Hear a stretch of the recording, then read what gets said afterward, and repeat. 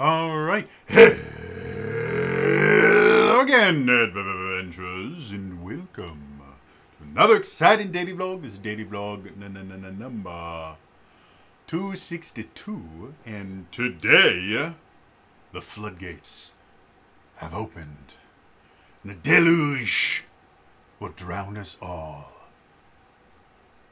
You can pre-order Daggerheart. So, I need a drink.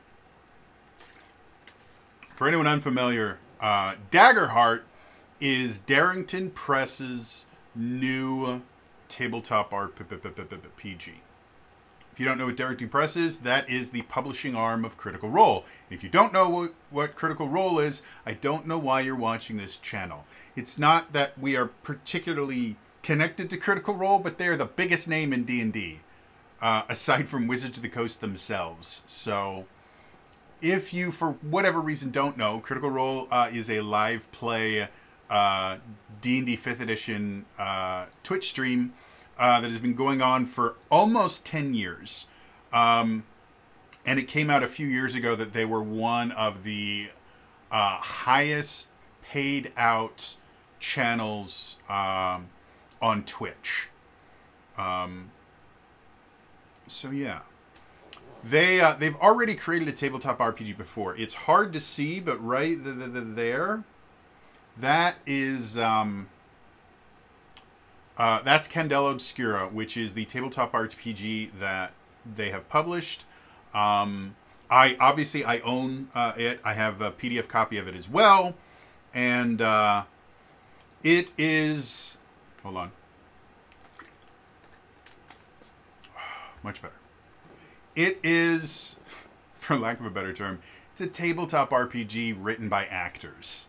And that's not to say there's anything bad about it. It is a phenomenally interesting horror survival kind of themed tabletop RPG that I think is amazing. But the thing about Candela Obscura is it is by design not meant to create long-term campaigns.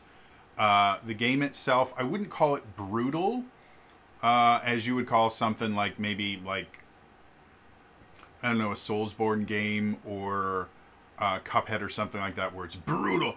I wouldn't really call it brutal, but it's set in a world where you are mostly human. You have some supernatural abilities, but you are mostly human, and you are going up against things that are far more powerful than you will ever be. So because of that, it's not difficult to die. And they have systems built in for not only death, but like being seriously maimed and things like that as well.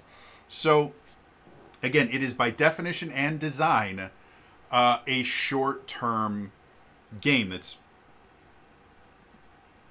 really only meant to last, like, it's great for one-shots or for small limited campaigns like what I do in December. I'm not running a Candela Obscura game in December, but it would fit that theme very, very well because it's designed for very small, limited stories. Daggerheart, on the other hand, is an RPG that is designed to be played much longer. It is not quite... I would not compare it to something like D&D or Pathfinder, because D&D and Pathfinder games, if you actually play from level 1 all the way up to level 20, those campaigns can take years, sometimes more than a decade, to get through a full campaign, because D&D is a very large system, and Pathfinder and Pathfinder 2nd Edition are versions of D&D. You know, say what you want about Pathfinder in 1st and 2nd Edition. They are meant to mimic D&D in every way, shape, or form, just in a slightly different way. So those are games that I would consider really large, long-term games. Daggerheart, on the other hand, first of all, you only have levels 1 to 10. And that's all you're ever meant to have. It's not like, oh, we only have half the game. No, it's only meant to go up to level 10, which is not an uncommon thing of a lot of more modern tabletop RPGs. Things like the Cypher system, the levels that you get, there's only 6. They call them tiers, but there's only 6. So The system itself is not designed for you to keep leveling up over and over and over and over and over again. You will eventually kind of meet a limit to your power, and it tends to be a little bit faster. If you look at something like the Powered by the Apocalypse games, those have an even more limited leveling system, and it's just become significantly more common to have slightly more limited systems. And that is what Daggerheart is meant. That's the market that Daggerheart is trying to enter. So for anyone saying, "Oh, D&D's over, Daggerheart's here," nope. D&D does not compete with Daggerheart, and Daggerheart does not compete with D&D. They're completely different markets that they're targeting. 100%. Daggerheart is not going to replace D&D, and my theory for what's going to happen to Critical Role is they will run a Daggerheart series in the same way that they ran multiple Candela Obscura series, but their main game is going to stay D&D, and it's probably going to eventually move to the D&D 5.5 version, if for no other reason than it gives them new things to play with. Because I don't think a lot of people quite understand exactly how bizarre Critical Role is from a gameplay perspective. These are people that for almost 10 years played D&D every week for 4.5 to 5 hours. That doesn't happen. Take it from me. Like, I have been running weekly D&D games longer than Critical Role has existed. I have never in my life met someone who has a weekly 4 to 5 hour D&D game that has lasted for years. I've seen it last for months, maybe a year or two, not a decade. So because of that, they have so much more experience and familiarity with the characters that they create and the characters that their friends create, that I will almost guarantee every time they're looking to build a new D&D character, they are searching through whatever the most obscure published D&D book is to find something that is different for them. That's one of the reasons why Matt keeps making up new shit, like the Gravity Barbarian that Taliesin is playing, and the weird stuff that Laura's character has been able to do. All that stuff is made up by Matt. And I'm not saying it's bad, good, whatever. I'm just saying I predict that Critical Role is going to adopt the 5.5 rules. Maybe not in this campaign, but the next campaign they use, I'll almost guarantee it's going to happen. So anyway, getting back to Daggerheart. I messed with... I actually got into the closed beta playtest. And that's all I'm allowed to say about that. And then I downloaded the first playtest materials. I skipped most of the rest of the playtest materials because I never got a chance to actually playtest it. I only got a chance to read it. And then at the very end of the final playtest, which is the 1.5 version, I downloaded that just so I could see what their final version looked like compared to what the full game is going to look like. Because I actually do enjoy seeing kind of the growth of the product and the changes that they made based on feedback. From a game design perspective, that's really valuable information. So I really like that. Overall, I am going to be buying Daggerheart. There is no doubt in my mind that I'm going to be getting it. And more likely than not, I'm going to try and run at least a one-shot in it sometime. Because I think it is a phenomenally amazing system. There are so many aspects of it that...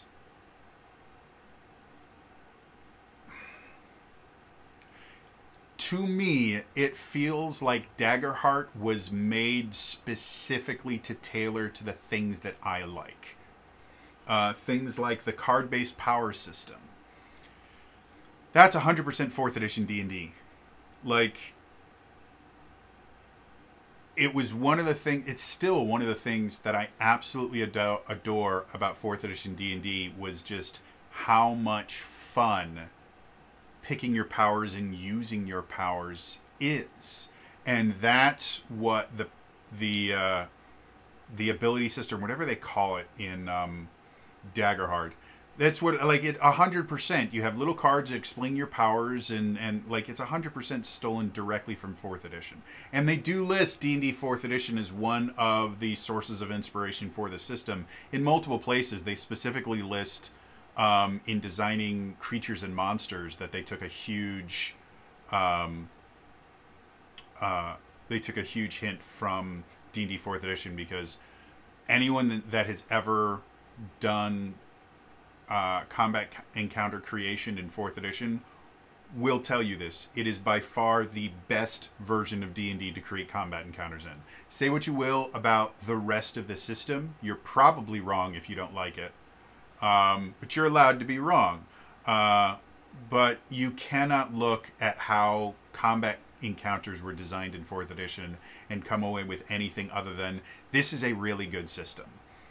Colville created a way to implement that system in 5th edition with his supplement called Flea Mortals. Draw Steel, his new tabletop RPG that he's creating, uses a very similar system to what they used in 4th edition. It's a good system, and so I'm happy to see that it's shown up in here. I am absolutely excited about it. I'm slightly surprised at the price of it, because you can pre-order it right now, which is super cool. And pre-ordering at US prices, the core set is $60, which for an indie RPG, and this is going to go into marketing stuff, okay? So for anyone that doesn't know, the price that something costs has nothing to do with, or the price that the retail price has nothing to do with how much it costs to make in any way, shape, or form. It never has. It never will. And the few people that do try to use that to create their pricing strategies generally don't tend to do very well. Pricing strategy is a marketing decision, and you choose a specific price to figure out where in the market you want your product to exist. And there is a number of different pricing strategies that you can choose, and each one says something a little bit different about your product. What Daggerheart has decided to do is, because they are pricing their book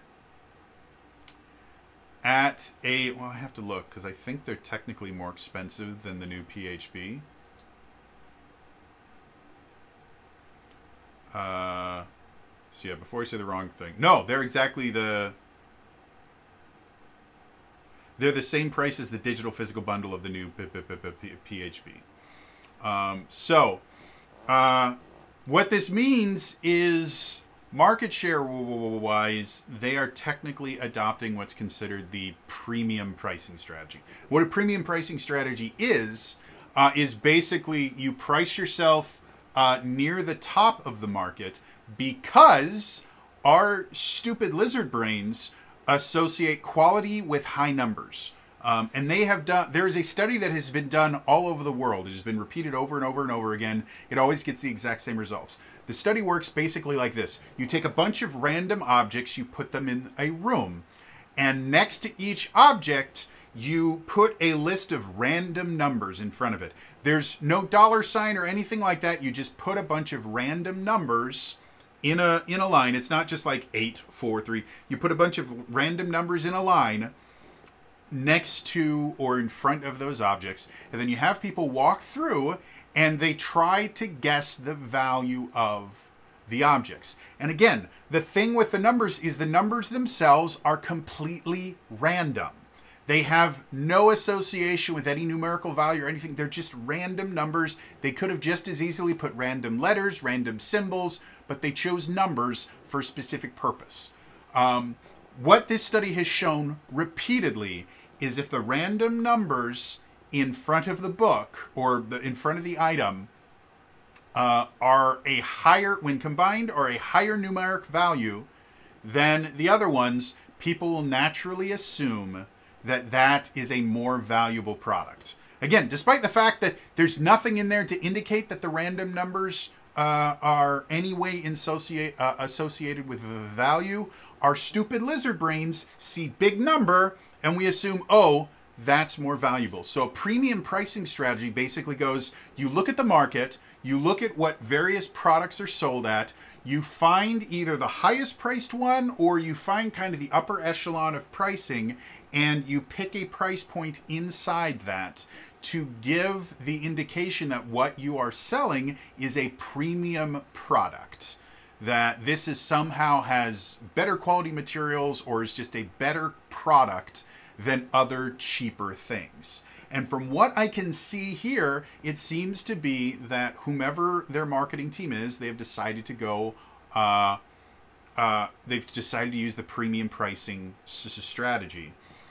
And not only is the price itself a pretty good indication, because $60 for a new tabletop RPG book is not an exorbitant price. If we look at the Essence 20 stuff, their books are all 55, their core books are all 55 bucks. So it's not like this is an exorbitant price. But Renegade is not an independent studio. They are a large studio that's also licensing an IP from a Fortune 500 company. So it does kind of make sense for them to be kind of in the premium model. For Darrington Press, which is as much as Critical Role is very, very big, if you compare them to literally any other company on the market right now, they are a very tiny company. I don't believe they have more than 100 employees. If they do, it would surprise me. But even if they did have more than 100 employees, that still puts them pretty strongly in the field of small to barely mid-sized business. They are a very small business, and Darrington Press is a subsidiary of Critical Role. So Darrington Press in and of itself is an even smaller company. So the fact that they are pricing themselves to compete with companies like Renegade, who doesn't just do Essence 20, they also do Vampire the Masquerade and a bunch of other systems that have long storied histories. I actually don't know what Pathfinder prices their books at. Let me look at that right now. So Pathfinder 2e core rulebook. What do we call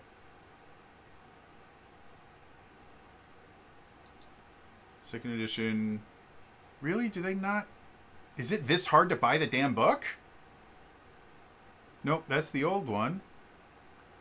How am I not able to find Paizo? Why is it hard to buy your damn book? There, Pathfinder Core Rulebook, second edition, $60. That's what I assumed. So they are setting them up from a pricing strategy to compete with companies like Paizo, significantly bigger than them, and Wizards of the Coast, which is massively bigger than them and is a subsidiary of a Fortune 500 company. That, in and of itself, is an interesting choice. It is not an unheard of practice. There are a lot of smaller businesses that will use the premium pricing model to break into a market, because, to be blunt, one of the other extremely common pricing models is what's called the economy pricing model, which is basically you find out what everyone else is selling and you either sell it at the lowest cost that's currently on the market, or you undersell the market. And it's called the economy simply because it's designed to kind of go, yeah, you've seen those. Our product is just as good. We just value our customers more. So we're going to take a hit to our profits to give you a good product. But again, the economy pricing model also makes people view your product at a lesser cost. And again, because Daggerheart is technically not competing with either Paizo or Dungeons and Dragons as far as for their game. Like Daggerheart is not going to compete with D&D. It's going to compete with other things like Fabula Ultima and trying to think of other kind of shorter games. Draw Steel is another one that'll be competing with. The Cypher system, things like that are designed for shorter things. All the Powered by the Apocalypse stuff. That's technically their competition. And so the fact that they are pricing themselves at a place where economically they're going to be competing with these big ones is an interesting choice. However, the big difference between this and D&D or this and Pathfinder is the core set does not just come with a player's handbook. The Daggerheart core book is the whole book, very similar to like the Power Rangers core book or anything like that, where it has a player's handbook, a dungeon master's guide, and a monster manual all in one. And it also comes with a really cool box full of cards. So if you want to live your Yu-Gi-Oh life and go, you've activated my trap card, you can do that. That's actually not how the game is played, but it doesn't matter because it's just fun in the randomly during a D&D game to just be doing something and having a lot of fun and just go, ha! You've activated my trap card. Now I play Pot of Greed, which allows me to draw 2 cards. It's just fun to do. I highly recommend if if your D&D game or tabletop RPG game is just getting a little bit slower and not monotonous, just randomly, when the DM is saying something, just go, ha! You've activated my trap card! But you have to do it in a super, super deep voice, and then immediately go back to talking in your normal voice, so people go, the hell is wrong with you? Because if you've never watched the Yu-Gi-Oh! TV show, you need to watch it. It's not that it's a bad anime. It's just there's some nonsense that goes on in that anime that even in the realm of anime, you start sitting there going, somebody maybe needed an additional writer to reel them in because this is nonsense. So, the $60 is a little bit much for an indie RPG that is designed to compete with much smaller RPGs. It is adding a lot. Like, again, if we compare it to something like Fabula Ultima, if I remember correctly, I think the core book for that was like $35. I can find out. Fabula Ultima. Fabula Ultima. Barry Molden, Bean and Blitzen. Buy in the U.S. Fabula Ultima is $30, but it's impossible to buy. So yeah, and I believe that's a PDF for that. So the where did you go? There is Try RPGs. That's where you can buy it, and I think you can get the print on demand for it as well. Nope, you just get the the watermarked PDF is only $17.90. So yeah, when you compare it to something like Fabula Ultima, which again is in a similar market to what Daggerheart is, Daggerheart, Darrington Press being a larger company than Need Games, which is, my understanding, is like one dude, and maybe a few other people. Yeah, like I said, I do find it interesting that's the pricing model, but the fact that it's coming not only with a bunch of cards, but it also has this really cool card box that comes with it, I 100% think it's worth the money, just based on what I know of it already. And at least for the pre-orders right now, they are saying that it includes a PDF. So in addition to getting the game, you also get a digital copy of it. Now, one thing that I've not seen yet, Demiplane, which is a website that hosts a bunch of different, basically, character creators. And it's D&D Beyond for not D&D, despite the fact that you can get D&D books on Demiplane. But it's basically D&D Beyond for things that aren't exclusively D&D. And Daggerheart and Candela Obscura are both on Demiplane. They have their own, they call it a Nexus. They have their own Nexus. You can buy the books on there. I've not seen anything about being able to get it on Demiplane yet, but it's also not coming out till next year. So we may not get information about that until it's much closer to the release date. But yeah, overall, this looks really cool. I am a sucker for a tabletop RPG that uses cards. It's just who I am. I created a character in a D&D game that threw cards as weapons. Like, I got a thing for cards. I kid you not, I keep a deck of playing cards at my computer. And if anyone's wondering exactly what these are, this is Nakatomi Plaza playing cards. And if you don't know what Nakatomi Plaza is, that is the setting for the first Die Hard movie. I got this. It's got a little blood on the back. I got this as part of a loot crate forever ago. But I always have a deck of cards next to my computer, right next to things like the dice that I keep at my computer. I've got multiple sets of dice that I keep in my computer. This is my special set. Isn't that pretty? I call them my dragon dice. You can see even the case has a little dragon on it. I bought it for myself when we moved. It's kind of a reward for moving. But yeah, so I am excited about Daggerheart. I'm not going to pre-order it yet because $60 is a lot of money, and there's a lot of stuff that I have to pay for this month. Yeah, I'm excited about it. I'm excited to see what the full product is. I'm excited to eventually run it. I don't know if they specifically... Yeah, it says shipping is ETA spring 2025. So we don't have a specific date yet for when it's going to come out. But spring 2025 effectively means Q2. So somewhere between March and June is normally what spring 2025 means. So we've got a bit of time before this is going to come out. But yeah, it looks great. They do have a limited edition version that comes with a GM screen. It comes with what do they call it? Same box, kind of the Daggerheart core set.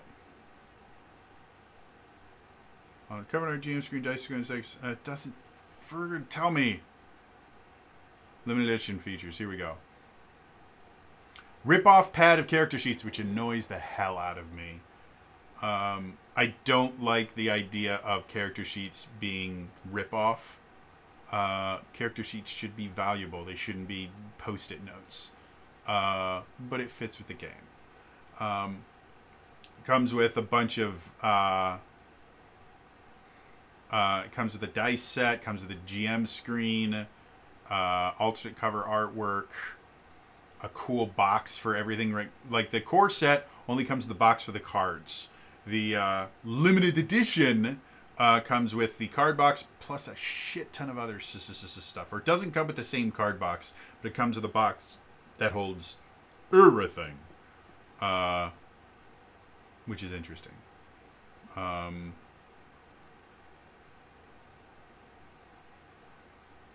Resistance materials, Daggerheart plus polyhedrals, and a set of 102 crystal tokens to track fear, modifiers to roll, actions, or anything else. So it just comes with just a bunch of shit. It's $150.